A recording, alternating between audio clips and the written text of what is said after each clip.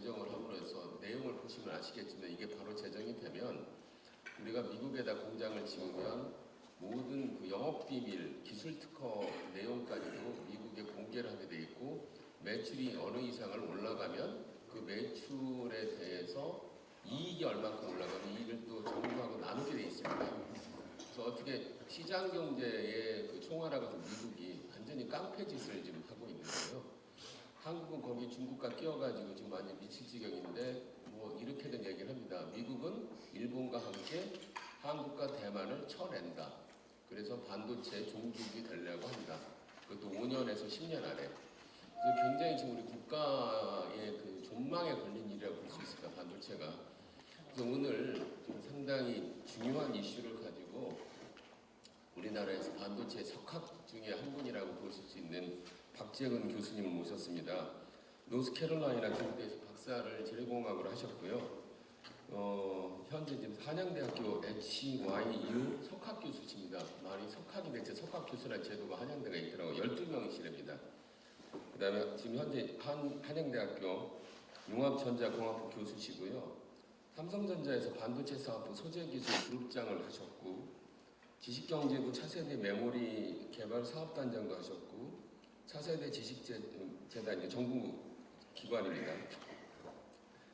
차세대 지식재산 4차 산업혁명 특별위원회 위원장도 하셨고 한국과학기술한림원 정의원도 하셨고 현재 지금 한국 반도체 디스플레이 기술학회 회장이시고 용인의 그 반도체 사업 육성 자문단 좀 하고 계시고요. 특허 기술상 충무공상을 받으셨고 대한민국에서 과학기술부 장관의 이달의 과학기술자상 저 이렇게 길게 읽어본 적이 처음입니다.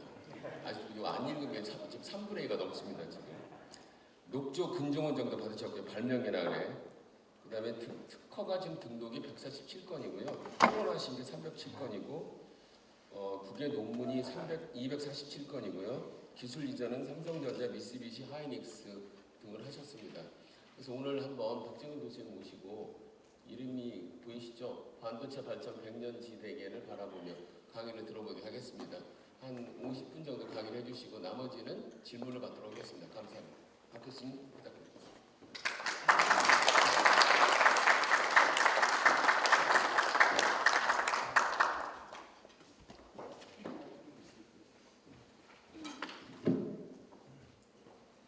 네, 반갑습니다. 아침 일찍 방송에서 가끔 아침 일찍 이렇게 시간이 이름에도 불구하고 참석해 주셔서 감사하고요. 요즘 뭐 반도체가 전 세계적으로 이슈입니다. 그런데 이것은 반도체 사업의 업의 특성이 글로벌 비즈니스이기 때문에 치열한 지금 뭐 경쟁 중에 있는 것입니다. 그래서 좀 이렇게 우리가 왜 이런 지금 환경에 있느냐를 먼저 좀 이해를 해보고 우리나라도 진짜 많이 잘하고 있어요. 잘하고 있고 또 잘할 것으로 생각하고 특히 이제 우리는 대학에 있으면 무엇보다 그 학문 쪽 반도체 학문과 인력 양성이 굉장히 중요하기 때문에 그 이야기를 제가 좀 해보도록 하겠습니다. 좀 역사를 되돌이켜 보면 제가 오늘 말씀드릴 내용은 이제 반도체 뭐 시장부터 해서 쭉 현재 시장이 어느 정도고 왜 미국이 하웨이를 제재를 하면서 중국의 반도체 추격을 막을 수밖에 없다는 거와 최근에 이제 미국 주도의 반도체 공급망을 재조정을 하는 단계에 있고요. 전 세계적으로 이제 반도체라는 게 어찌 보면 우리 사람의 등배 기술이라고 합니다. 백본 기술이라고 하기 때문에 이것이 없으면 신사업을 할 수가 없기 때문에 이렇게 치열하게 경쟁을 하는 것이고 우리나라는 어떤 준비를 하고 있는지에 대해서 말씀드려 보겠습니다. 이 그래프는 이제 뭘 나타내냐면 반도체의 변화가 1980년도에 IBM에서 컴퓨터를 만들어지면서 컴퓨터에 들어가는 CPU와 D램이나 메모리를 사용하게 됩니다. 그러면서 이제 반도체 시장이 쫙 성장을 했던 것이고요. 그러다가 이제 2000이 보시면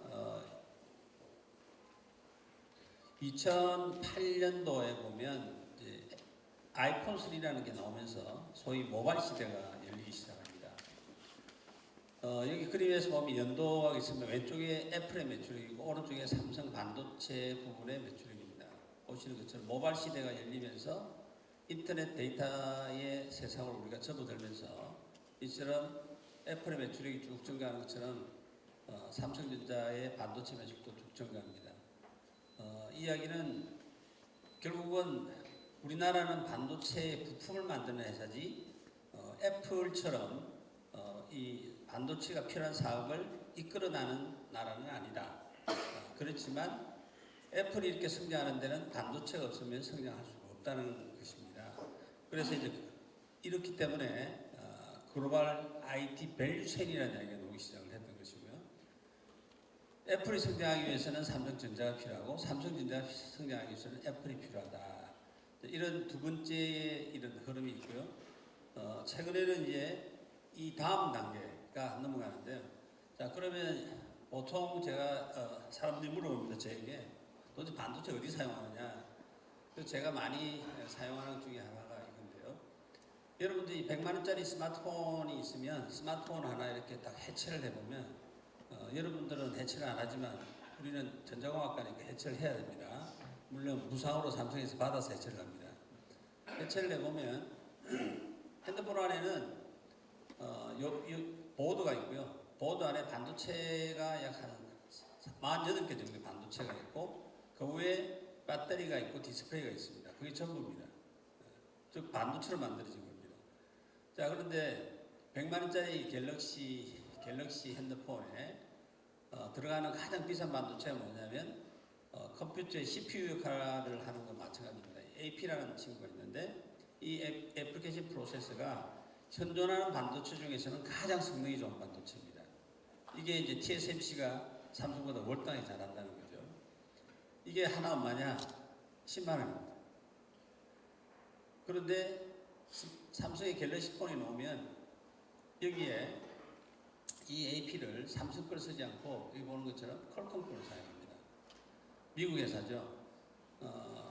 우리 삼성에서는 아직 실력이 이 AP를 설계할 수 있는 실력이 전 세계를 다 커버할 수 없습니다. 주파수가. 그러다 보니까 할 수 있는 나라의 제한 때문에 퀄컴의 한 반 정도 사용하고 삼성 걸 한 반 정도 사용합니다. 10만 원이고 그 다음에 그 안에 들어가는 메모리가 삼성 메모리가 여기에 계산을 빨리 하는 디램 데이터를 오랫동안 저장하는 낸드 프레스 해가지고 8만 원. 그건 뭐 핸드폰이 100만 원이면 아시는 것처럼 원가가 한 50만 원 이하가 돼야 될 텐데 왜냐하면 영업비용도 있고 이익도 나야 되니까요. 그런데 원가에서 여기 보시면 AP가 10만 원, 디램이 4만 원, 낸드가 4만 원, 8만 원이라는 거죠. 그 외에도 많은 종류의 반도체가 들어갑니다. 특히 이제 메모리하고 AP가 굉장히 비싼 반도체죠. 그래서 사용하는 돈이 AP라는 걸 잠시 말씀드리면 AP가 가장 성능이 뛰어나다고 그랬습니다. 그래서 보시면 쉽게 이야기하면 AP는 우리가 컴퓨터에 사용하는 CPU를 어떻게 보면 프로세서란 말을 쓰는데요. 이 용도에 맞는 프로세서들이 쫙 들어가 있는 겁니다. 그러니까 이 안에는 프로세서가 최소한 12개 이상의 프로세서가 들어가 있습니다. 예를 들어서 게임을 하고 싶으면 그래픽 프로세서가 들어가야 되고요. 사진 찍어야 되겠다 하면은 여기에 DSP 이런 그 다음에 뭐 동영상 이런 거 하는데 필요한 프로세서 각자의 프로세서 여러 개 들어가 있는데 그리고 이게 왜 성능이 뛰어나냐면 이 사이즈가 칩 사이즈가 하면 2.5cm 바이 한 3cm밖에 안 됩니다. 굉장히 사이즈 작죠. 그 안에 트랜지스터가 몇 개 들어가 있냐면 118억 개가 들어가 있습니다. 그러니까 엄청나게 작게 만들어야 되는데 이 트랜지스터의 사이즈가 이게 얼마냐면 DNA 사이즈하고 똑같습니다. 그래서 5나노, 4나노, 3나노 지금 이동하고 있는 겁니다. 가장 사이즈가 작은 반도체가 조그만 면적에 가장 많이 들어있기 때문에 가장 많은 계산을 할 수 있는 기능을 가지고 있어서 이 AP가 가장 뛰어난 반도체이기 때문에 이 AP 기술 확보가 전 세계적으로 치열합니다. 자, 그러면 아까 앞에 제가 보여드린 것처럼 스마트폰이라는 게 나오고 인터넷이 나오면서 반도체 시장이 급증하게 되었는데요. 앞으로는 보시는 것처럼 4차 산업혁명 시대가 이미 도래를 했기 때문에 AI 반도체라든지 메타버스라든지 차량용 반도체, IoT 이러한 4차 산업혁명의 새로운 시장이 성장하면 성장할수록 그만큼 데이터가 많이 필요하기 때문에 그만큼 반도체가 더 많을 수밖에 없고요. 또 이런 새로운 반도체 시장 자체는 기본적으로 AI 반도체용 AP가 필요하고 메타버스용 AP가 필요하고 차량용 반도체 AP가 필요하고 IoT용 AP가 필요한 겁니다. 그러니까 AP와 메모리 시장이 계속해서 급성장을 하는 게 지금부터 해서 계속해서 지금 성장을 하고 있는 것입니다. 여기 보시면 2030년도의 반도체 시장 전망을 보시면요. 2021년에 비해서 2030년 되면 이 맥켄지 보고서입니다. 보시는 것처럼 매년 7%씩 성장해서 1.8배 정도 매출이 증가합니다. 그래서 2021년도 보면 전 세계 한 702조 정도 된다면 이제 2030년 되면 1260조. 1260조면 우리나라 국민 총생산이 거의 뭐 한 2000조 정도 되니까 거의 이제 엄청난 빠른 속도로 성장하고 있다는 것이죠. 1.8배를 성장을 하는데 어느 분야가 이제 주로 많이 성장하냐면 보시는 것처럼 무선 통신 분야, 특히 전기 자동차에 들어가는 AP 새로운 시장이 성장합니다. 특히 전기 자동차의 경우는 자율주행 기능이 들어가게 되면 스마트폰에서는 AP를 3개나 사용해야 합니다.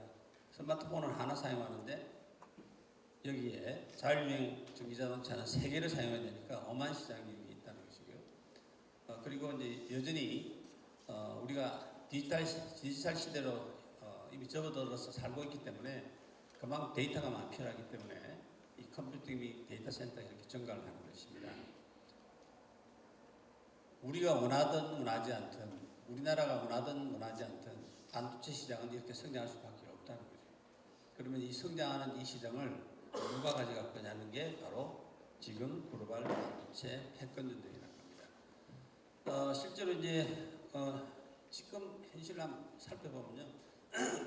지금 이제 미국이 주도하는 그 반도체 공급망 제조 등이 이 표를 보면 쉽게 이해를 할 수가 있습니다. 전 세계 반도체 시장을 매출액 기준으로 보게 되면 미국이 50% 정도를 가지고 있습니다. 우리나라가 한 20% 가지고 있고요. 대만이 10% 정도 가지고 있습니다. 자, 그런데 반도체를 생산하는 관점에서 보게 되면 미국은 반도체 생산은 12%밖에 하지 않습니다. 그러니까 미국은 반도체를 설계를 해서 생산은 위탁 생산을 의뢰를 하는 거죠. 그래서 위탁 생산하는 회사를 파운드리 업체라고 합니다. 그러니까 미국은 전 세계 반도체 시장의 50% 가지고 있는데 생산은 전부 어디서 하느냐? 대만이나 한국에서 한다는 거죠. 그러다 보니까 미국의 생산량은 12%밖에 안 되고 한국은 20%, 대만은 21%다. 그런데 중국이 엄청나게 급성장을 했습니다. 16% 정도 됩니다. 이러니까 미국 입장에서 보면 불안한 거죠. 사실은 저희들은 반도체를 연구하기 때문에 대만에 있는 대학들하고도 오랫동안 연구를 해옵니다. 그런데 대만에 가보면 잘 아시는 것처럼 대만과 중국은 벽이 없습니다. 정치적인 벽이 있을지 모르겠지만 대부분의 중국의 자본이 다 대만에 들어와 있기 때문에 뭐 거의 벽이 없이 중국이 반도체를 이제 발전하고 있는 것입니다.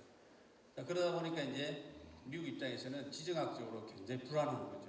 이만큼 대만과 중국의 의존성이 커지기 때문에.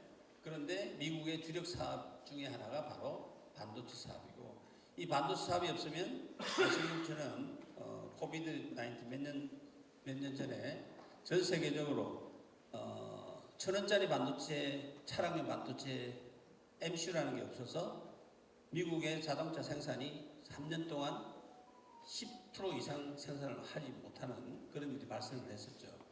그만큼 이제 이런 지정학적 리스크가 있기 때문에 그것을 해결하려고 하는 것이고요. 우리나라는 그럼 한번 살펴보면 우리나라는 이제 메모리 분야는 아주 세계 강국입니다. 그래서 D램 같은 경우 계산을 빨리 하는 겁니다. 요즘 이 D램 가격이 폭락을 해가지고 삼성전자가 제가 공부했을 때도 적자가 한 번도 안 났었는데 지금 적자로 이제 들어섰는데 아마 3, 4분기 정도 되면 올 3, 4분기 되면 다시 이 디램 가격이 다시 이제 올라갈 것으로 생각합니다. 왜냐하면 이번 주에 이제 감산 발표를 했죠. 지금은 이제 공급이 너무 많아서 그런데 삼성전자가 이렇게 시장 점유율이 큽니다. 여기 보시면 47%, 가장 최근은 45%까지 올라왔습니다. 그래서 삼성전자, SK하이닉스가 D램 점유율의 70%다. 그리고 낸드 플래시 메모리는 여기에 삼성전자와 SK하이닉스를 포함하면 50%가 넘습니다. 그러니까 메모리 분야는 우리나라가 거의 독보적입니다. 그런데 이제 요즘 왜 갑자기 적자를 보냐면 아까 말씀드린 것처럼 너무 생산을 많이 해서 그런 거죠. 수요, 이제 공급을 좀 줄여야 되는 그런 상황에 도달해서 이제 곧 회복을 할 거로 예상을 하고요. 그런데 파운드리 시장이라고 했는데 아까 이제 스마트폰에 들어간 파운드리가 가장 비싼 반도체입니다. 가장 비싼 반도체인데 이 비싼 반도체를 설계는 미국이 하고 생산은 TSMC나 삼성전자가 해주는 겁니다. 근데 기술력이 TSMC가 삼성전자보다 앞서가 있습니다. 그러다 보니까 TSMC 대만이 56.1%, 최근에는 60%까지 올랐고 삼성전자는 15%에서 계속 머물고 있습니다. 우리나라가 요즘 뭐 언론에서 계속 이야기하는 게 이쪽 분야죠. 어떻게 하면 빨리 TSMC를 따라잡을 것이냐. 그리고 애플리케이션 프로세스 시장을 보면 이제 이 회사들은 설계하는 회사들입니다. 설계하는 회사인데 퀄컴이 44%, 애플이 23%, 삼성전자는 8%밖에 안 됩니다. 이게 주로 갤럭시만 들어가는 거죠. 그리고 이제 반도체 중에 CMOS 이미지 센서라고 해서 카메라, 스마트폰에 카메라 많이 사용하죠. 그런데 이제 스마트폰에 카메라를 많이 사용하는데 소니가 여전히 세계 점유율 1위를 가지고 있고요. 애플 덕분에. 그리고 삼성전자가 많은 속도로 추격을 하고 있습니다. 그런데 이제 차량용 반도체는 우리나라는 거의 뭐 그 사업을 하지 않습니다. 그래서 대부분의 다 수입을 해와야 되는 것이고요. 그런데 향후에 이제 이 차량용 반도체에 있어서 아까 말씀드린 것처럼 자율주행 전기자동차가 되면서 새로운 시장이 열리기 때문에 여기에 반도체 시스템 설계 전공하는 사람이 많이 필요합니다. 총장님 많이 좀 뽑으십시오. 아주 밝은 분야입니다.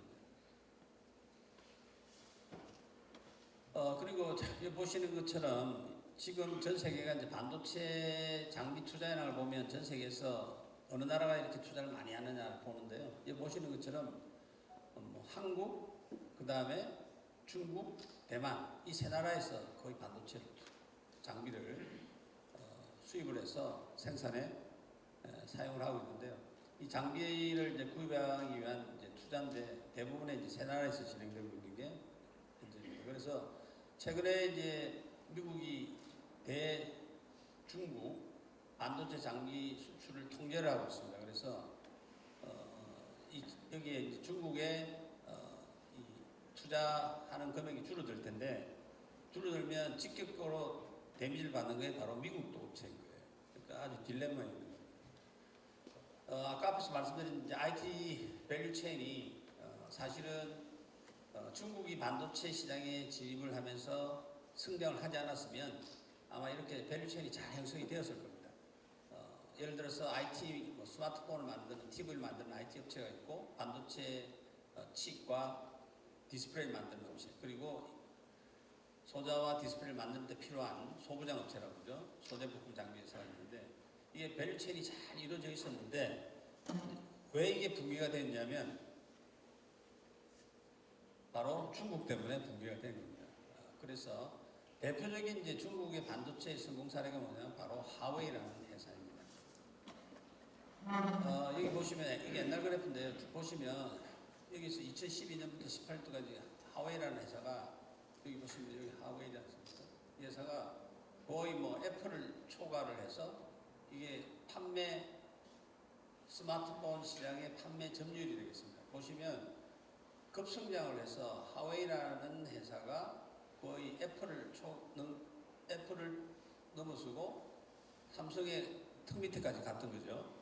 그리고 하웨이가 아주 중저가폰에 싼 스마트폰을 만드는 것이 아니라 삼성이나 애플과 같이 프라임급의 스마트폰을 똑같은 성능을 가지는 스마트폰이 출시가 되고 시장을 차지하기 시작을 했던 겁니다. 그래서 그 하웨이는 왜 핸드폰을 제재를 하냐면 아까 말씀드린 것처럼 핸드폰 안에 가장 뛰어난 반도체가 AP라는 반도체가 있는데요. 그 AP라는 반도체를 설계를 주로 미국이 다 해왔는데 이 하웨이가 스스로가 설계를 하게 된 겁니다. 어떻게 설계를 했느냐? 실리콘밸리에 있는 설계하는 애플 출신들, 퀄컴 출신들 싹쓸이 데려왔죠. 특히 중국 출신이면 싹쓸이 데려왔습니다.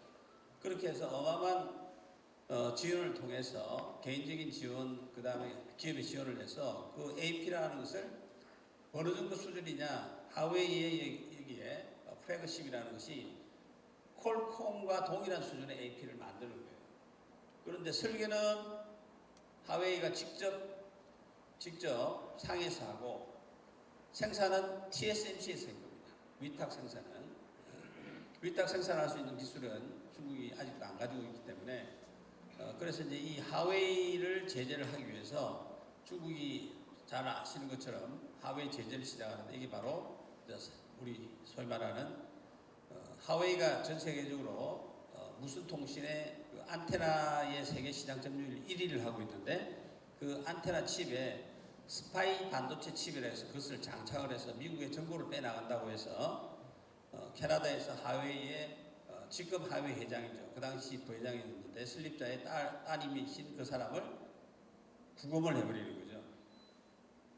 정보 유출이라고 해서 그렇게 하면서 이제 하웨이를 제재를 해서 어느 정도 심하게 이제 제재를 하냐면 실제로 하웨이한테 제재를 해서 2010년에 보면 하웨이에서 나오는데 한 37개 정도의 반도체를 사용하는데요. 그 중에 19개가 이제 해외로 수입하는데 가장 큰 것은 AP를 TSMC에서 생산을 못하도록 강제를 시켜버리는 겁니다.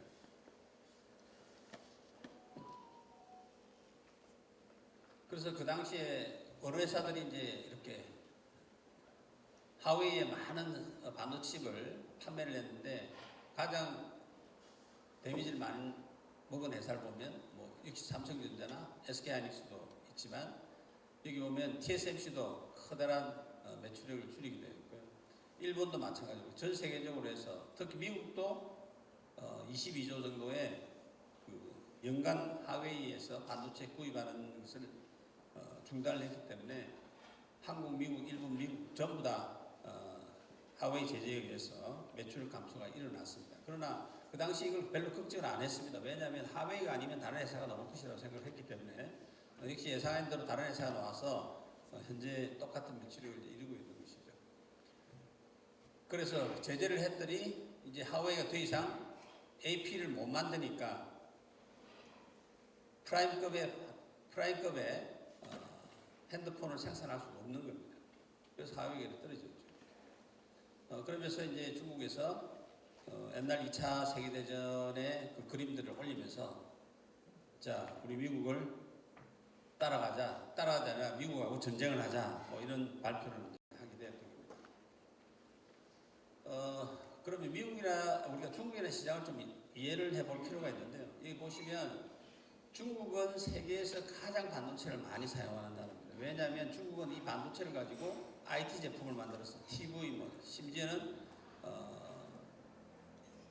세탁기, 진공청소기, 뭐 다 반도체 들어가죠. 그런 그 반도체를 수입을 해서 해외로 수출하는 나라입니다. 그래서 중국이 전 세계 반도체의 74%를 사용합니다. 자, 그런데 우리나라는 또 중국에 얼마 정도 수출을 하느냐면 우리나라는 홍콩 경유까지 다 하는 생각하면 우리나라 또 60%를 중국에 또 수출하는 거예요. 그러니까 미국은 반도체를 설계해서 세계 최고의 강국이고 그걸 생산을 한국이나 대만이나 중국에서 생산을 해오고 그런데 그걸 사용하는 가장 큰 나라는 바로 중국이라는 거예요. 전 세계 반도체 74%를 중국이 사용하고 우리나라 반도체의 60%를 또 중국에 수출하는 거예요. 그런데 미국에 이거를 이제 제재를 하려고 하는 거예요.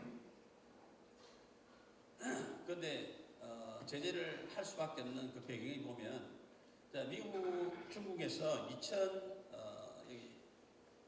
2014년에 시진핑 주석이 뭘 이야기를 했냐면 중국의 꿈이다 해서 반도체 굴기를 시작을 한 겁니다.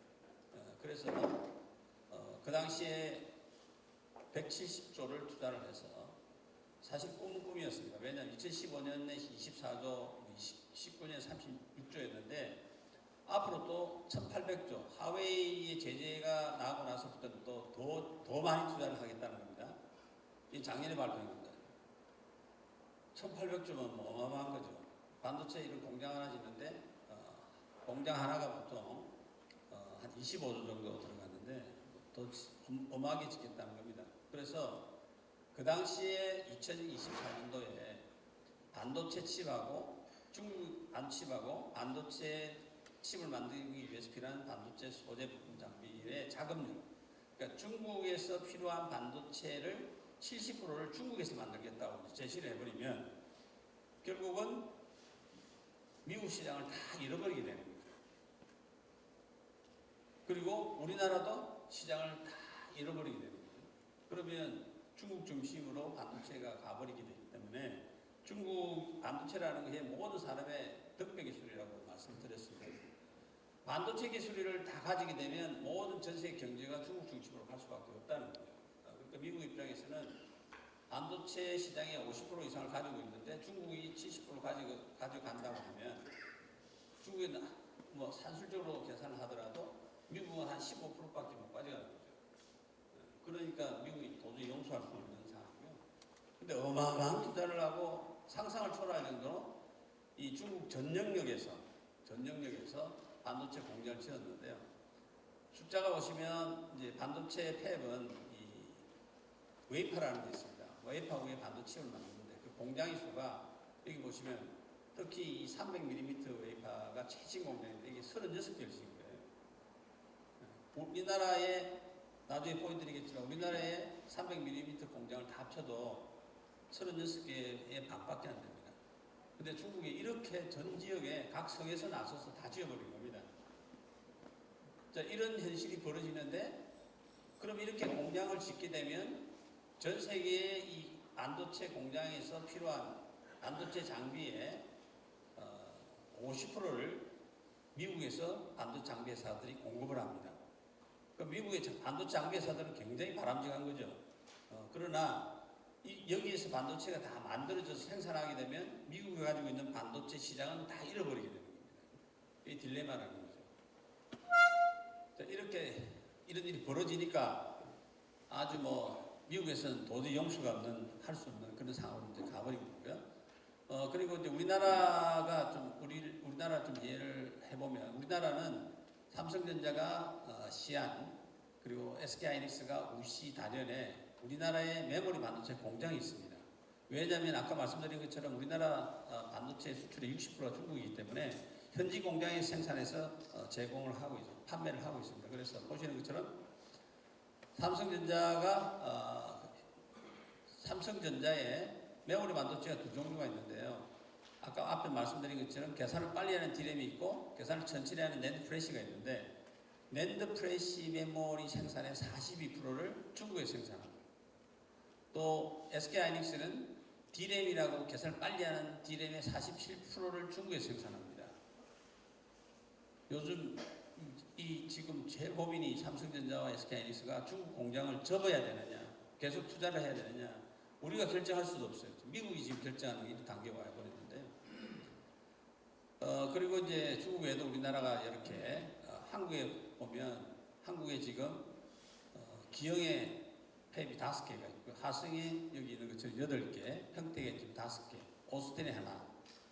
그래서 이걸 다 합치면 뭐 이 숫자를 있고 그 다음에 SK하이닉스 이천에 4개, 청주에 4개 이걸 다 합쳐도 중국에 비하면 훨씬 적은 거죠 숫자가. 이만큼 중국이 이제 빠른 속도로 따라오는 투자를 했습니다. 그래서 특히 이제 중국에서 여러 가지 반도체 있는데 중국에서 반도체를 추구하는 건 딱 3가지입니다. 우리나라가 잘 아는 디램, 그리고 낸드 프레시 메모리, 미국이 설계를 잘하는 AP, 딱 이 3가지만 추적을 하는 겁니다. 왜냐하면 그 시장이 가장 크기 때문에. 그래서 여기 디램이라는 회사가 이제 여기 CXMT라는 회사가 있는데 이 회사가 지금 이제 미국의 제재를 받고 있습니다. 그래서 작년 10월에 미 바이든 정부에서 디램의 18나노 하면 지금 우리가 주로 생산하는 디램 버전보다 한 6개월 정도 뒤진 제품입니다. 거의 우리 턱 밑에까지 다 따라왔죠. 이것을 생산하지 못하도록 미국이 오히려 이 기업에 제재를 해서 이 기업에게 미국의 반도체 장비와 네덜란드, 일본의 반도체 장비를 수출 못하게 행정명령을 내려버린 겁니다.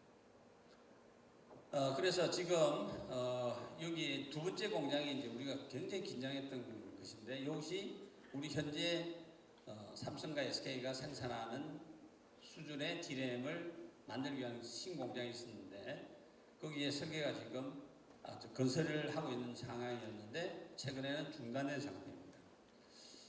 과연 제재를 안 했으면 어떻게 됐을까요? 사실 이게 양날의 칼을 가지고 있는데 제재를 동의를 하자니 우리 수출이 힘들어지고 또 제재를 하지 않다고 하다 보니까 우리 턱 밑에까지 와서 우리 시장을 그냥 추격을 해버리고 그런 상황이 있었습니다. 특히 여기 보시면 두 번째 메모리가 바로 낸드 플래시 메모리라는 건데요. 이 친구도 마찬가지입니다. 작년 10월에 이제 현재 우리가 만드는 제품에 대해서 만약에 이 YMTC라는 회사가 생산한다면 미국, 네덜란드, 중국 장비를 사용할 수 없다. 그래서 제재를 한 겁니다. 우리하고 동일한 제품을 만든 거예요. 그래서 누가 저한테 이런 이야기를 합니다.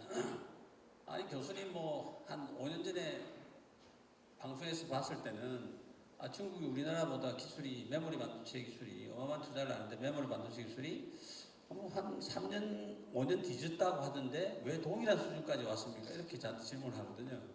저도 이렇게 빨리 따라올 줄 몰랐어요. 근데 빨리 따라올 수 있었던 것은 역시 돈이더라. 인재들을 그냥 스카웃을 해오고 투자를 하고 그게 특히 인재를 그냥 어마어마한 돈을 지불하면서 스카웃을 하니까 여기 아까 앞에 말씀드린 이 회사 특히 디램은 어려운 기술인데 우리 이렇게 빨리 따라올 줄 몰랐죠. 이렇게 우리가 지금 이걸 만들고 있는데 근데 여기서 이 디램을 만들어준 사람이 설계는 일본에서 옛날에 일본이 디램을 잘했기 때문에 그 일본의 엘피다라는 회사가 있었는데 그 회사가 망했습니다.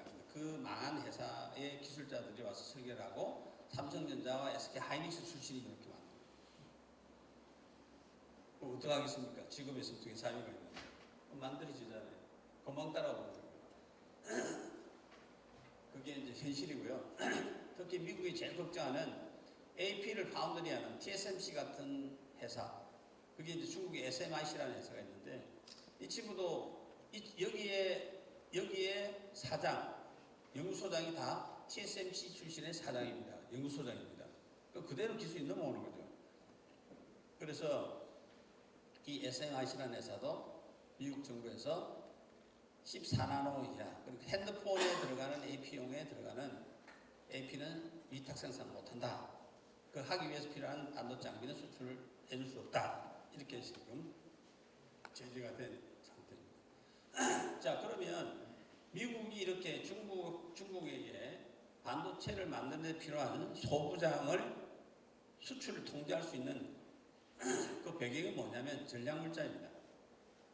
그냥 뭐 미국이 중국에게 반도체를 만드는 데 필요한 소재 부품 장비를 팔 수 없다. 이렇게 제재를 하는 그 근거가 있어야 되는데 그것이 바로 전략물자라는 거죠. 그래서 이것을 전략물자라는 게 뭐냐면 우리나라도 이 멤버에 같이 들어가 있습니다. 그래서 미국 중심으로 해서 전 세계 이제 나라들이 멤버로 들어가 있는데 이러한 품목은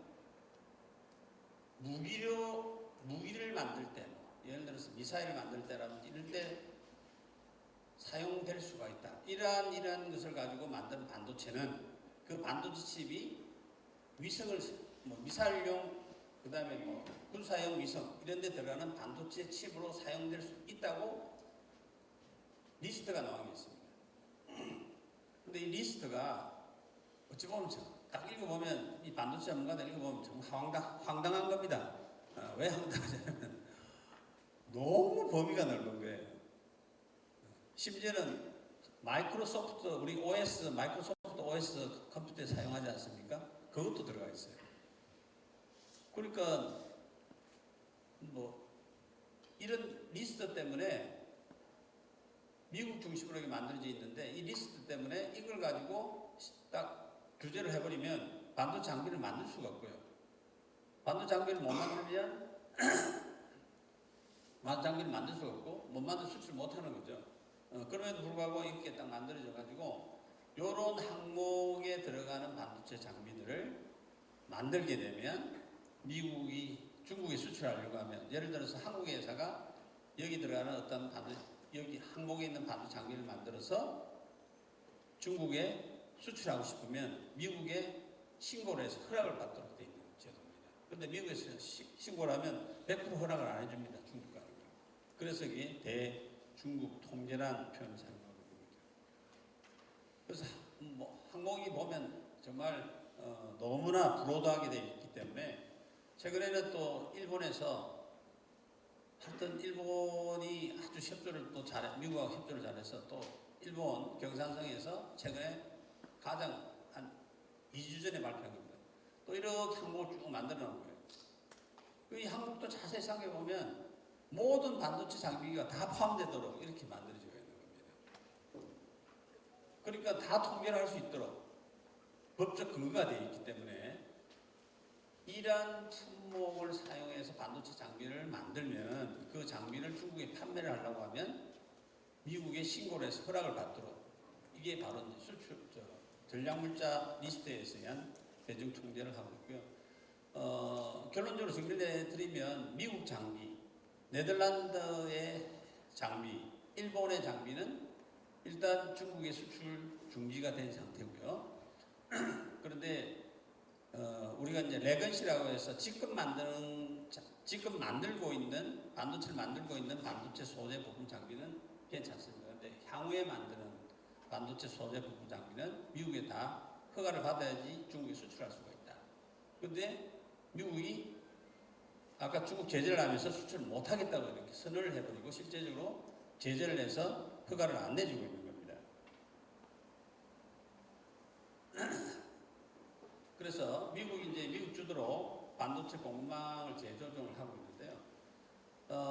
요즘 이제 미국 주도로 반도체 공급망 재조정하는 것은 마치 우리나라가 반도체 사업을 할 수 있었던 것처럼 아시는 것처럼 슈퍼 301조라고 해서 IBM 컴퓨터가 만들어지면서 애플 컴퓨터가 만들어지면서 반도체 시장이 이제 열리게 되었는데 그 반도체를 미국이 다 발명했음에도 불구하고 일본이 세계를 주도하니까 그때 미국이 일본에 제재를 했던 게 아마 기억이 나실 겁니다. 그래서 그게 슈퍼 301조라는 제재를 하는 것인데요. 그거와 지금 유사한 지금 제재를 하고 있습니다. 그래서 이게 반도체의 역사를 한번 보게 되면 실제로 이제 미국이 아주 심하게 제재를 한 겁니다. 그 당시에 원가를 다 제출하라, 재고상 제출하라, 카스터마 리스트 제출하라.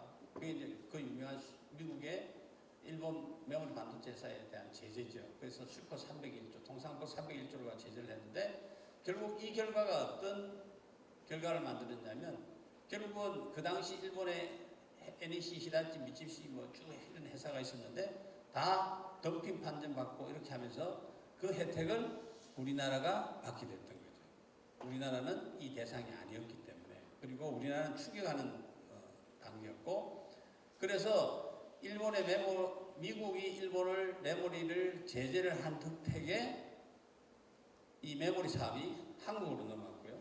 그 당시에 지금 TSMC가 하는 그 당시의 사업은 이름을 에직이라고 합니다. 그 당시 이름은 지금은 이제 로직이라는 표현을 쓰는데 에직 사업도 일본의 반도체 사업은 것이 그때 TSMC 대만으로 넘어간 겁니다. 미국의 제재에 의해서 반도체 사업이 일본은 요즘 반도체 사업을 안 합니다. 반도체 소부장만 합니다. 반도체 사업이 메모리는 한국으로 넘어오고 그 다음에 로직 사업은 대만으로 넘어가는 이게 진짜 벌어졌던 일이고 요즘 이제 미국이 이런 시도를 똑같이 하고 있는 거예요. 자, 그래서 아까 앞에서 말씀드린 것처럼 자, 그럼 미국은 어떻게 하느냐? 크게 두 가지 축을 가지고 움직이고 있습니다. 하나는 궁극적인 목표는 미국이 반도체에 있어서 지금처럼 세계 시장 50%를 계속 장악을 해야 된다고 생각을 하고 그게 미국의 제조 사업의 핵심인 반도체 사업의 미래를 결정하기 때문에 그래서 미국은 크게 두 가지 틀인데 하나는 중국이 가장 두려운 상대였기 때문에 중국은 더 이상 반도체를 못하도록 제재를 하는 것이고요. 그러니까 일단은 최근에까지 이야기를 들어보면 중국에 있는 반도체 회사의 공장에 미국 사람이 와서 장비를 셋업을 해주고 서비스를 해주고 하는 사람이 다 철수가 되어 있습니다. 그러니까 지금 더 이상 안 돌아가요.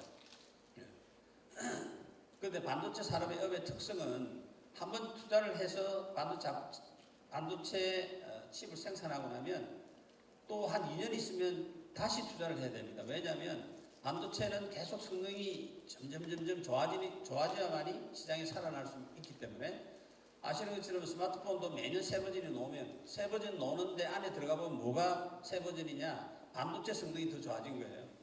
그러니까 계속 성능이 좋아지기 위해서는 계속 투자를 해야 되는데 지금까지 생산한 것에 대해서는 뭐 미국이 더 이상 제재를 안 하지만 향후 성능이 더 좋은 반도체를 만들기 위한 투자를 하는 것에 대해서는 미국의 주도에 의해서 미국, 일본, 러시아에서 생산하는 반도체 소부장은 중국에 판매할 수 없다 이렇게 제재를 한 겁니다. 그리고 한 축은 또 뭐냐면 현재 미국이 옛날에 역사를 되돌아보면 미국이 90년도에서는 반도체를 설계는 뭐 역시 마찬가지로 전 세계 반도체 설계 70% 매출액의 50% 가지고 있고요. 현재도 마찬가지고요. 90년도도 마찬가지였고 2020년도도 마찬가지입니다.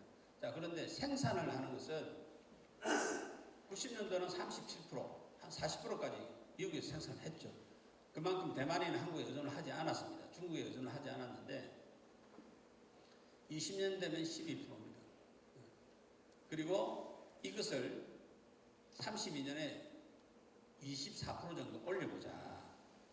올리는데 반도체는 종류가 워낙 많은데요. 그 중에 APE라는 파운드리를 중국에서 생산하겠다. 대만의 의존성, TSMC 의존성을 줄이겠다. TSMC의 대만의 의존성을 줄이겠다. 삼성전자의 한국에서의 의존성을 줄이겠다는 거예요. 그래서 삼성전자, TSMC 보고 공장을 미국에 지으라고 강요를 하는 겁니다.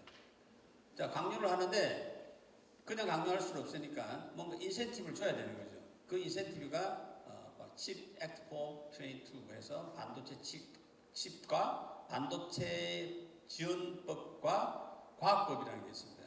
두 법이 통합이 됐습니다. 그렇게 해서 자, 미국에서 공장을 지으면 총 투자금액의 25%를 세액 공제해 주겠다. 그러니까 공장 하나 짓는데 25조 정도 필요하니까 그 25%를 25조에 25%를 캐시백을 해주겠다는 거예요. 자, 그러니까 공장을 지으시오 하고 이렇게 유도를 했는데 이게 처음에는 굉장히 좀 이렇게 우리나라도 좀 솔깃한 제안이었습니다. 왜냐하면 아까 말씀드린 것처럼 앞으로 반도체 시장이 2030년까지 80%가 더 커지는데 그 커지는 시장을 설계하는 그 커지는 시장이 80% 반도체를 설계하는 것은 미국이 주도를 하기 때문에 시장이 거기 있으니까 공장도 거기서 짓자 해서 뭐 TSMC, 삼성전자 다 오케이를 했는 거죠. 그런데 이 바이든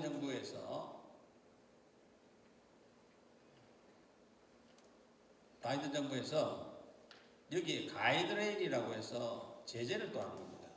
자, 이렇게 인센티브를 중국에서 공장을 짓는데 인센티브를 받게 되면 향후 10년간 맞는 그 순간에 그 삼성전자가 지금 텔러에 이제 공장을 지으려고 죄송합니다. 공장 짓고 있는데 거기 한 25조 정도 투자를 해서 공장 지금 짓고 있습니다. 근데 그 세제특을 이제 신청을 하라고 해서 전번주부터 이제 신청을 하는 기간이 열렸는데요.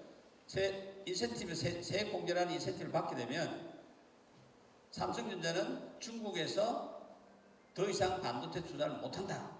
이렇게 또 제재를 해버린 거예요. 그러면 우리나라 삼성전자의 캐시카우, 삼성전자 매출액의 50%가 낸드 프레시 메모리고 그 50% 중에 42%가 중국에서 생산하는데 중국에 생산 못하게 해버리면 도대체 그럼 우리는 어디서 매출을 만드는 거냐는 거죠. 이게 말도 안 되는 이런 제재를 하는데 그렇다 해서 우리 항의한다고 이게 또 통하지도 않습니다. 요즘은. 네, 지금 상황이 이제 이런 상황이죠.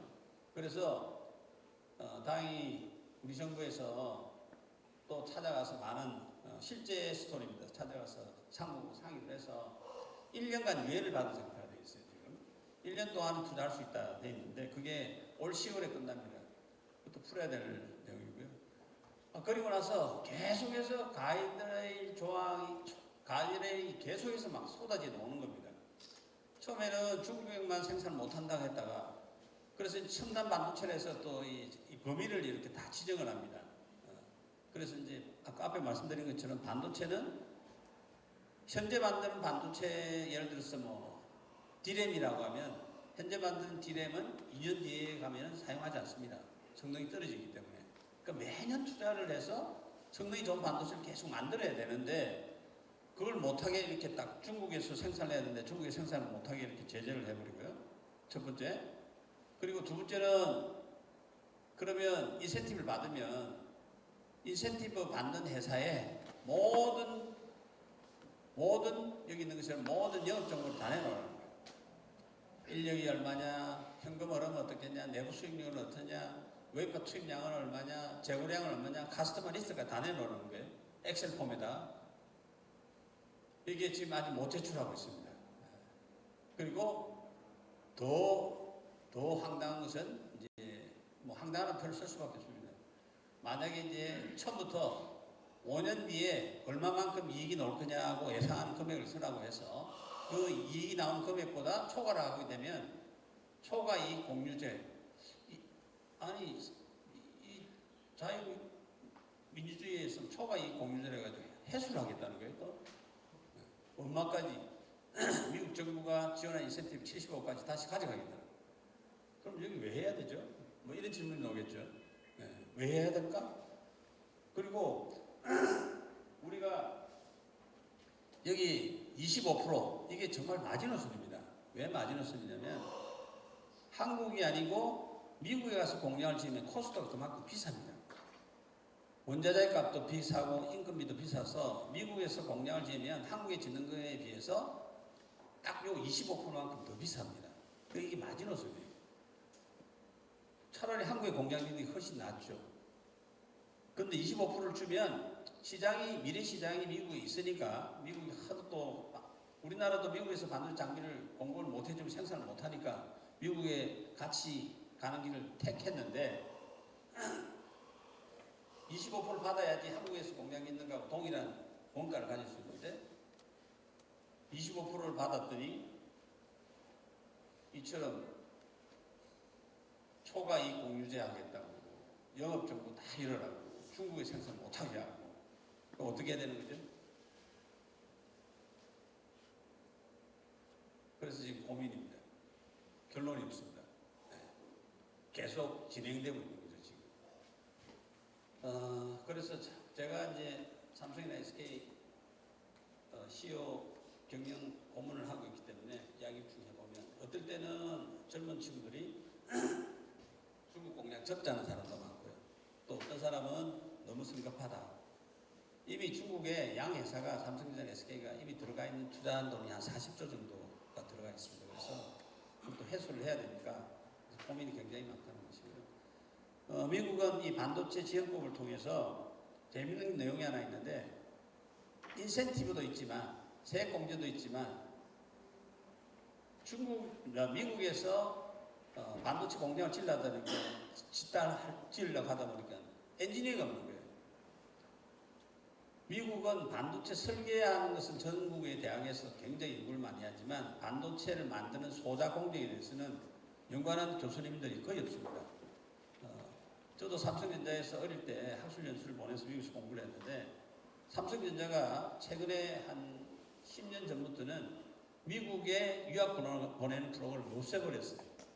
왜 그러냐니까 미국에서 반도체 연구하는 교수가 없어요. 그래서 국내로 이게 다 전환을 시켰죠. 근데 여기에서 이제 이런 인력 양성을 위해서 14.4조 정도를 해서 미국의 내셔널 세미컨덕터 테크놀로지 센터라고 하는 것을 전국에 5개 지역을 만들고 있습니다. 인력을 지금 만들고 있는 거죠. 그래서 요즘 여기 제일 많이 빠져나가는 게 삼성전자하고 SK하이닉스의 출신의 연구원들이 미국 대학 교수 제안을 받고 많이 가고 있습니다. 지금.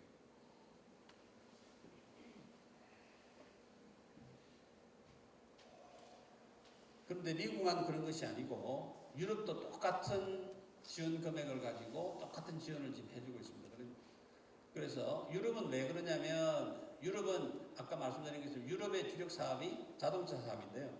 자동차 사업이 지금 전기자동차로 빠른 속도로 바뀌기 때문에 이 전기자동차의 자율주행 기능이 들어가게 되면 AP라는 걸 사용을 하지 않으면 자동차 회사의 경쟁력이 이루어지니까 AP를 본인들이 설계하고 생산한 파운드리를 이처럼 유럽에 지어주면 세액 공제를 40%까지 해주겠다는 겁니다. 그런데 제일 많이 투자를 하기로 결정한 것이 여기 있는 것처럼 인텔입니다. 인텔. 근데 우리가 이제 반도체 하는 사람들이 인텔이 미국에도 공장을 짓고 유럽에도 공장을 많이 지면 할 수 있는 정도의 인력이 되느냐에 대해서는 어떤 의구심을 가지고 있는데요. 일단 투자하기로 결정을 했고 일본도 마찬가지입니다. 일본이 반도체 칩을 생산을 못해 왔었는데 특히 일본의 주력 사업이 자동차 사업이기 때문에 자동차용 반도체를 전부 어디서 대부분의 반도체를 어디서 만드냐면 TSMC에서 만들어 오기 때문에 TSMC를 유치를 해서 구마모도의 TSMC의 차량용 반도체 팹을 현재 건설 중에 있습니다. 근데 놀랍게도 투자 금액의 50%를 캐시백을 해준 겁니다. 일본 반도체 지원법에 해가지고 1.1조, 한 10.5조 정도 투자를 하는데 캐시로 5조를 준 겁니다. 이 기술을 유치를 하기 위해서 중국은 아까 말씀드린 것처럼 향후에도 1,800조를 투자를 한다고 그랬고요. 대만도 우리나라 마찬가지입니다. 정부 주도로 해서 산업단위를 먼저 개발해주고 투자를 하고 있고 우리나라도 이제 최근에 반도체 특별법이라고 해서 이번에 이제 15% 여기 통과됐죠. 통과된 지 한 2주밖에 되지 않았습니다. 그래도 다른 나라에 비하면 세액 공제가 작지만 그나마 15%라도 해줬기 때문에 이번 정부에 들어와서 이게 풀렸던 것이고요. 우리가 TSMC 이야기하는데 TSMC가 총 공장을 우리가 팹이라고 합니다. 반도체는 17개 정도가 있는데 그 17개 우리가 TSMC가 요즘 뭐 삼성보다 엄청 잘한다고 막 이야기를 하는데 사실은 AP 파운드리 한 데는 삼성보다 월등합니다. 아까 앞서 보여준 것처럼. 그러나 반도체 전체 측면에서 보면 최근에 메모리 가격이 떨어져서 그렇지 실제로는 생산한 양 전체 양으로 보면 삼성이 TSMC보다 훨씬 큰 회사입니다. 그리고 또 SK하이닉스가 있기 때문에 두 회사 합치면 전 세계 반도체 생산량을 제일 많이 하는 것은 우리나라고요. 대만 TSMC를 포함한 대만을 포함한 한 2배 정도 생산을 사실 더 많이 합니다. 근데 여기에서 이제 최첨단 팹이라고 하는 게 한 6개 정도가 있고요. 그에 비해서 우리나라는 훨씬 많죠. 그리고 특히 대만은 벌써 수년 전부터 이런 정책을 만들어가지고 수년이 아닙니다. 거의 20년 전부터 만들어서 이 반도체 장비 소재 부품을 국산화한다든지 가장 그 대만 정부의 뛰어난 그 지원 정책이 뭐냐면 우리 한국하고 달리 대만은 국가에서 먼저 이 대만의 지도입니다. 국가에서 먼저 나서서 국가 단지를 먼저 개발을 해주는 겁니다. 반도체는 기본적으로 공장을 운영을 하기 위해서는 특히 많은 용수가 필요하고 많은 전기가 필요하고 많은 폐수 처리가 필요합니다. 그걸 인프라라고 하는데요. 그런 인프라를 구축하는데 시간이 상당히 많이 걸립니다. 그런데 대만은 정부가 나서서 미리 산업단지를 개발을 해놓고 그 다음에 기업이 필요하면 그때 분양을 하는 이런 정책을 쓰고 있는 거예요. 근데 이런 정책을 나중에 설명드리겠지만 한 달 전에 우리나라에서 처음 발표를 한 겁니다.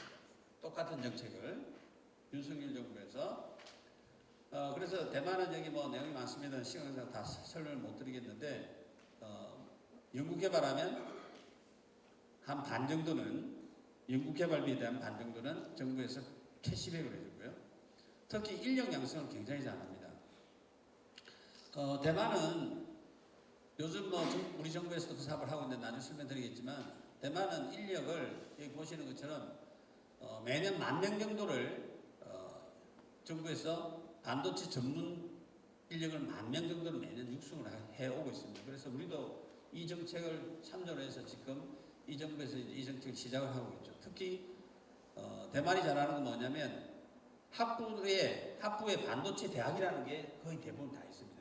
그러니까 우리가 공과대학이 아니고 공과대학도 있고 반도체 대학이 따로 있는 거예요.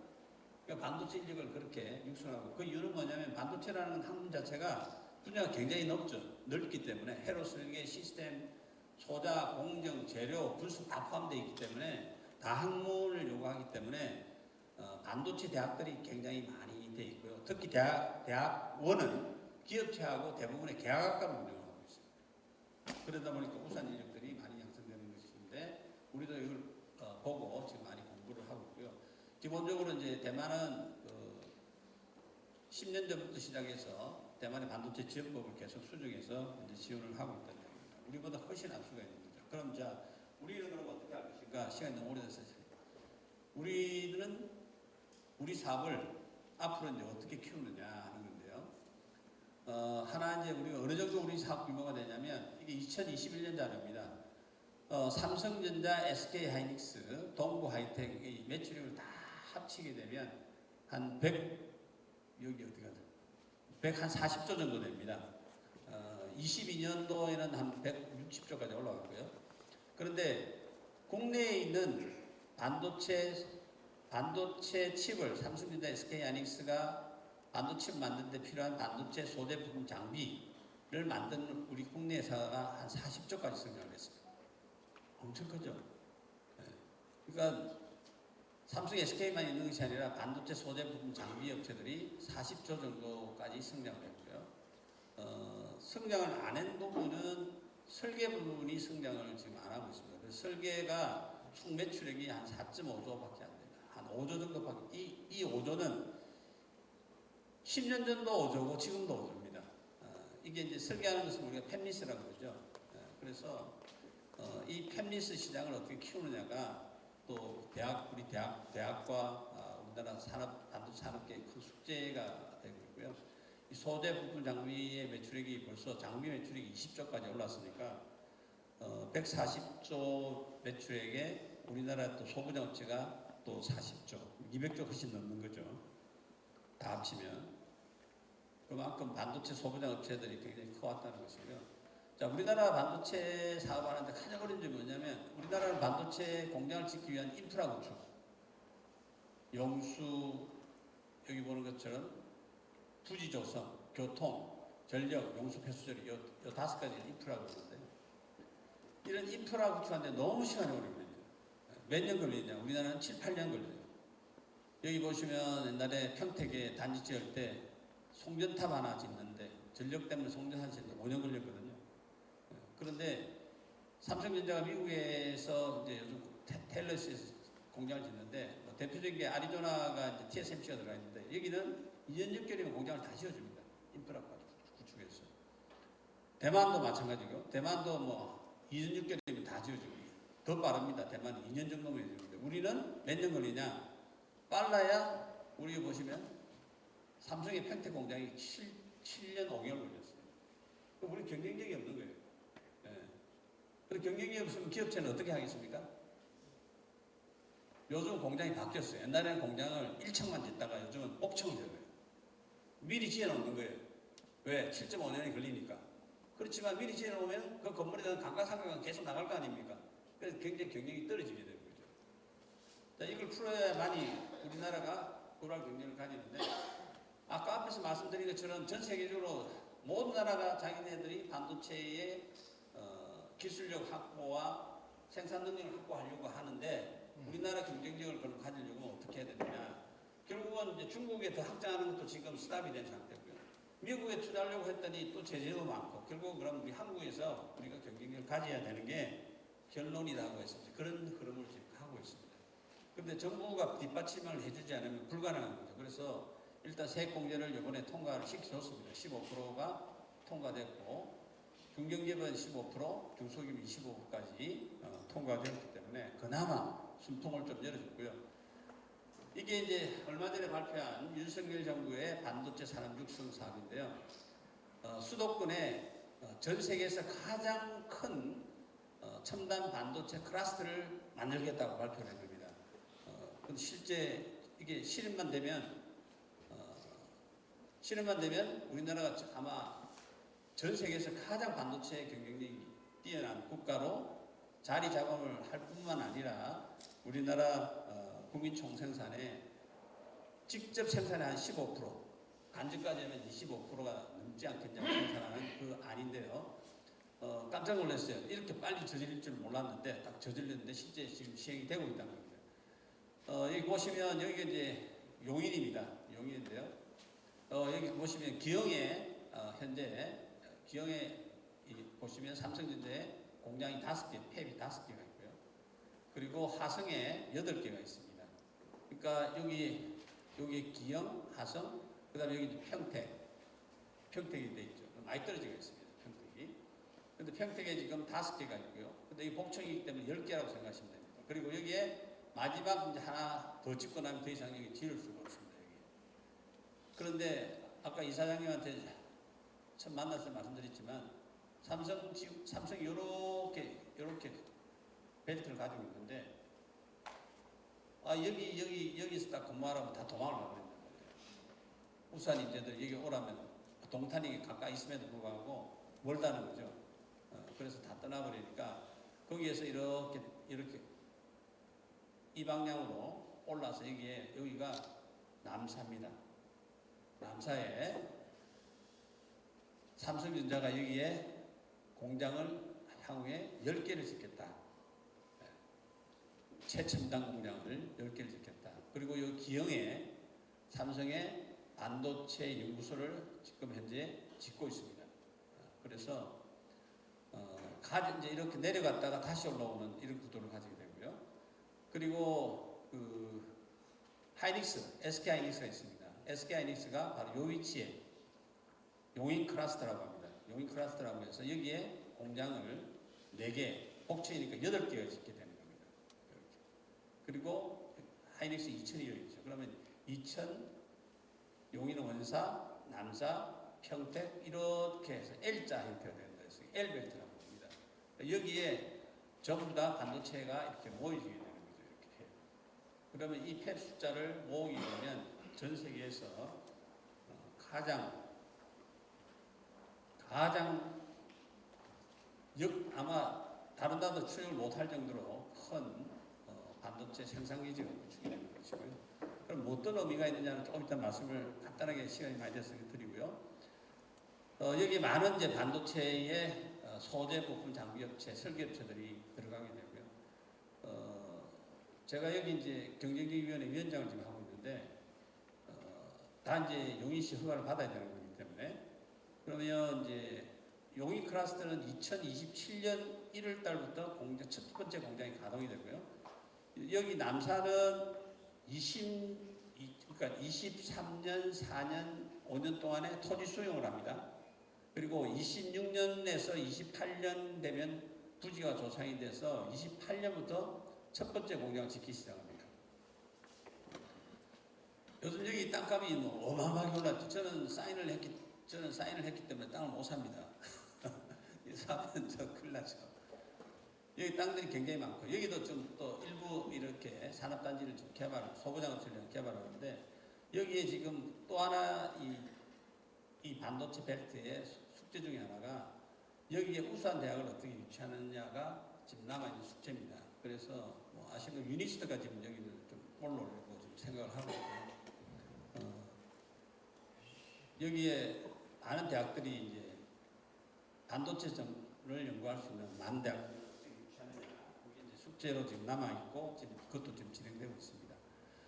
자, 그래서 윤석열 정부에서 거기에 삼성전자가 이제 300조를 투자를 하는데 그래서 세계 최고 수준의 생산 단지를 이렇게 만들게 되고 거기에 이제 많은 R&D도 같이 동반해서 가는 정책을 썼습니다. 이 정책의 의미가 뭐냐면 정부에서 나서서 먼저 산업단지를 정부에서 2006년까지 먼저 개발을 해주고 부지를 조성할 수 있도록 해주고 산업단지를 국가 산업단지입니다. 그래서 인프라 구축에 50%를 국가에서 내주고 반을 지방정부에서 내주게 되어 있습니다. 그럼 삼성전자는 인프라 구축에 돈이 하나도 안 들어가는 게 국가 산업단지입니다. 그걸 지정해 주면서 단지를 개발해주고 삼성이 입주를 하게 하는 이런 형태입니다. 대만하고 똑같은 정책을 쓴 거죠. 처음으로 우리나라 반도체 역사상 처음으로 정부가 먼저 나서서 단지를 조성해주고 그걸 분양을 해서 산업을 육성하는 게 처음 있는 시도입니다. 대만처럼. 그래서 굉장히 높이 평가를 하고요. 그래서 이제 여기가 우리나라의 미래라는 것이고요. 자, 기업에 대한 지원을 그나마 이제 인프라 문제도 풀어주고 세제 공제를 해서 지원을 하고 R&D도 지원해서 다 맞는데 제일 또 하나 걱정이 뭐냐면 이게 인력이 부족한 현상이죠. 인력이 이제 너무 부족한데 실제적으로 얼마 정도 이제 인력이 채용됐냐면요. 2021년도에 보게 되면 2021년도에 삼성 반도체만 해도 6만 4천 명, SK가 2만 9천, 총수입니다. 죄송합니다. 삼성전자가 여기에 전반기에 2,600명, 그러니까 한 5천 명 정도 이상을 뽑고 있고요. SK하이닉스가 약 이게 반기니까 거의 1,500에서 2,000명 정도를 뽑고 있습니다. 그래서 어느 정도 인력 뽑냐면 저희들이 조사를 해봤더니 2021년도에 반도체 소자업체 삼성, SK하이닉스, 동부가 6,500명을 뽑았고요. 이 6,500명 안에 95% 정도가 여기 보이는 것처럼 실층에 보면 90% 정도가 학부, 석박사, 마이스터고 출신입니다. 6,500명 소자업체, 소부장업체가 또 이 정도 뽑고요. 그래서 1년에 얼마 정도 뽑느냐면 한 10,000명 정도 뽑습니다. 반도체 산업이 1년에 10,000명 정도의 신규 인력을 뽑는데 그 중에 학부가 70%, 석박사가 20%, 마이스터인데 문제는 이렇게 뽑는 인원에 학부 출신을 예를 들면 이 학부 출신의 반도체 교육을 받은 사람은 20%밖에 안 된다. 그럼 반도체 교육을 받은 사람의 정의가 뭐냐? 3, 4학년 전공 중에 반도체 과목을 3과목 이상을 들은 사람을 계산하는 거예요. 3, 4학년에 반도체 전공 교육을 들은 친구가 20%밖에 안 되더라. 그러면 80%는 반도체에 대해서 아무런 지식이 없는 상태로 회사에 들어오는 겁니다. 그렇게 회사에서 어떻게 해야 됩니까? 삼성전자는 바로 현장에 투입이 못합니다. 사고가 나기 때문에 2년 정도 회사 내에서 교육을 시켜야 되는 거예요. 2년 정도 교육을 시켜야 되니까 코스트가 엄청나게 올라가죠. 그런데 삼성은 계속 공장을 지어야 되죠. 그런데 신입생을 뽑아놨는데 80%는 반도체 교육을 안 받았어. 그러니까 투입할 수가 없잖아요. 안전사고 날 수도 있으니까. 그러니까 어떤 현상이 벌어지냐면 우리 국내 소부장업체에 있는 인원들을 대기업에서 다 뽑아가 버려요. 경험이 있으니까. 그래서 대기업 업체가 소부장업체에서 3,000명 정도 1년에 신규 채용을 하는데 25%를 대기업에서 뽑아가 버리는 거예요. 뭐 난립니다. 제가 학회장을 하는데 매일 찾아와가지고 삼성 가서 이거 막아달라고 하는데 막을 수가 없습니다. 왜? 직업 선택의 자유를 어떻게 막습니까? 불가능합니다. 막는 거는. 여러 가지 제도가 지금 제도가 어떻게 되냐면 그래도 여기 근무하던 친구가 이렇게 이 대기업에 입사 신청서를 낼 때 그래도 대기업이 니네 기업에서 신청을 했다고 통보해주는 제도까지는 만들어 놔있는데 그거를 또 알고 이 대기업에 있는 이 노조에서 바로 또 소송을 걸어가지고 그것도 최근에는 또 없애버렸습니다. 뭐 직업 선택의 자유니까.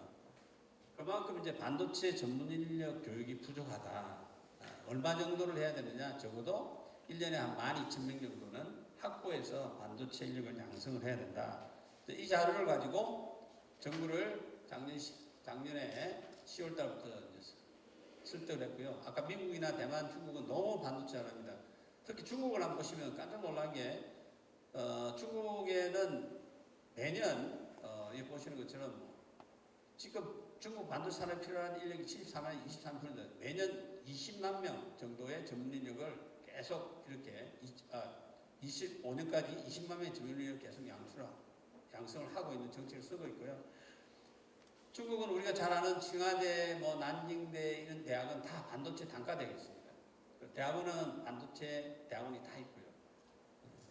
근데 우리는 이제 최근에 이런 인력 이슈를 계속해서 주장을 했는데, 그래서 이제 정부에서 하는 인력 정책이 바로 이겁니다. 아시는 것처럼 삼성전자, SK하이닉스에서 삼성전자, SK하이닉스 다시 보낸 건 아니고요. 지난 정부부터 해서 이번 정부가 대학학과 만든 학부에 많이 만드시오 해가지고 이 대학학과를 만들었는데, 아시는 것처럼 삼성은 카이스트 포스텍 연대 성균관대도 있고, SK는 고대 한양대 석강대도 있고, 최근에 2주 전에 또 유니스트 디지털 100명 삼성전자에서 지방 인력 양성의 측면에서 허락을 했습니다. 그래서 한 360명 정도가 있고, 이거 턱없이 부족하죠. 왜냐하면 만 명의 70%가 학부 출신이니까 7,000명 정도가 필요한데, 그래서 이제 지금 이 정부에서 산업부에서 3, 4학년에 이제 전공 트랙 프로그램이라고 해서 연 40명을 3, 4학년을 교육시키기 위해서 1,200명 육수하는 하고 있고요. 올해 시작된 사업이 산업부 반도체 특성화 대학원 사업, 그 다음에 가기부 AI 반도체 대학원 사업, 교육부 반도체 특성화 대학 사업이 지금 공고가 되어 있고, 이 사업은 이제 결정이 났습니다. 그래서 이 세 개 대학 뽑는데 저희 대학도 신청했는데 떨어졌습니다. 떨어져서 카이스트하고 유니스트하고 성균관대가 됐고요. 여기 AI 반도체 여기도 전국의 대학이 세 개의 대학을 뽑는데 많은 대학이 응시를 했습니다. 저희 대학도 응시했고요. 목요일날 발표하러 가야 되고, 여기도 또 많은 대학이 응시를 했는데 저희도 여기에 특성화 대학에 응시를 했습니다. 과제 책임자가 저기 때문에 요즘 스트레스 굉장히 많이 받고 있습니다. 이렇게 이제 전국적으로 정부 교육부는 학부 인력 양성, 산업부와 가기부는 대학원 인력 양성 사업을 올해 시도를 했는데, 원래 계획은 이 선정하는 대학 수가 굉장히, 예를 들어서 여기 보면 여기에 원래는 7개, 여기는 원래가 5개, 여기는 12개인가 이렇게 돼 있었는데 예산이 없어가지고 이렇게 줄여놓은 겁니다. 그래서 아마 내년에도 아마 진행이 될 프로그램이고요. 특히 학부 대학원 특성화 사업은 단독형이 있고요. 그 대학만 나오는 경우도 있고 연합하는 것도 있습니다. 그래서 아마 경쟁도 치열하지만 또 내년에 이 사업이 계속 지속적으로 될 것으로 생각합니다. 이렇게 인력을 양성하는 것을 또 정부가 나서서 프로그램을 만들고 지원하기 때문에 우리나라 반도체 미래는 결론적으로는 밝다는 것을 말씀드리면서 발표를 마치도록 하겠습니다. 감사합니다.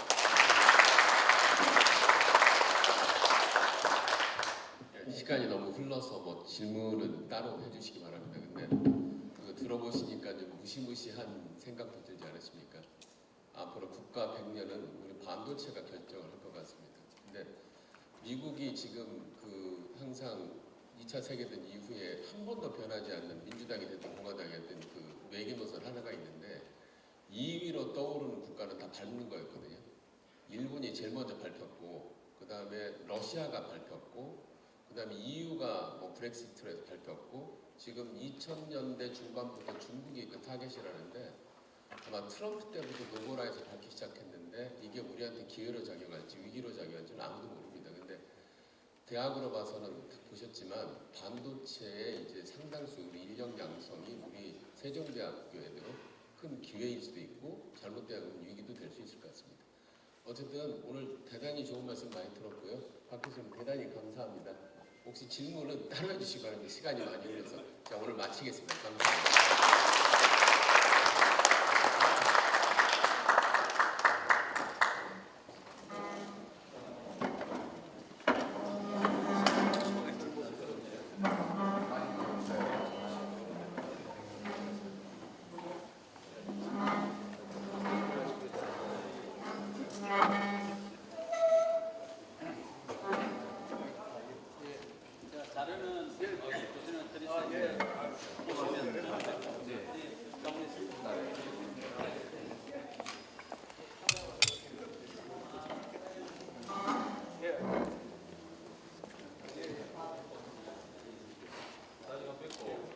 아.